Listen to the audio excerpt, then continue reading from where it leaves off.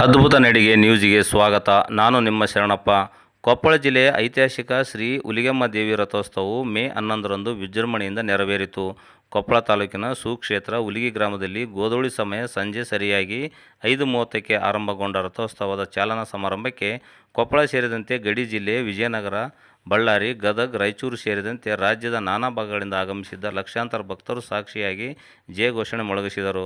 ಶ್ರೀ ಜಗನ್ಮಾತೆ ಹುಲಿಗೆಮ್ಮ ದೇವಿ ಮೂರ್ತಿಯೊಂದಿಗೆ ಸಾಗಿದ ತೇರು ಪಾದಗಟ್ಟೆ ತಲುಪಿ ಮರಳಿ ಸ್ವಸ್ಥಾನಕ್ಕೆ ಬಂದು ಸೇರುತ್ತಿದ್ದಂತೆ ಭಕ್ತ ಸಮೂಹದಿಂದ ಉದೋ ಉದೋ ಹುಲಿಗೆಮ್ಮ ಎಂದು ಭಕ್ತರು ಮತ್ತೆ ಮತ್ತೆ ಜಯಘೋಷಣೆ ಮೊಳಗಿಸಿದರು. ಕೊಪ್ಪಳ ಜಿಲ್ಲೆಯ ಎಸ್ಪಿ ಅವರಾದ ಡಾಕ್ಟರ್ ರಾಮ್ ಎಲ್ ಅರಸಿದ್ದಿ ಅವರ ಮಾರ್ಗದರ್ಶನದಲ್ಲಿ ಸೂಕ್ತ ಪೊಲೀಸ್ ಬಂದೋಬಸ್ತ್ ಮಾಡಲಾಗಿತ್ತು. ಶ್ರೀ ಹುಲಿಗೆಮ್ಮ ಅಭಿವೃದ್ಧಿ ಪ್ರಾಧಿಕಾರ ಸದಸ್ಯರು, ಕಾರ್ಯದರ್ಶಿಗಳು, ವಿಶ್ವ ಪ್ರಾಣಿ ಕಲ್ಯಾಣ ಮಂಡಳಿಯ ಅಧ್ಯಕ್ಷರಾದ ದಯಾನಂದ ಸ್ವಾಮೀಜಿ ಸೇರಿದಂತೆ ಹುಲಿಗಿ ಗ್ರಾಮ ಪಂಚಾಯಿತಿ ಅಧ್ಯಕ್ಷರು, ಸದಸ್ಯರು, ಹುಲಿಗಿ ಗ್ರಾಮದ ಸುತ್ತಮುತ್ತಲಿನ ಸದ್ಭಕ್ತರು ಭಾಗವಹಿಸಿದ್ದರು.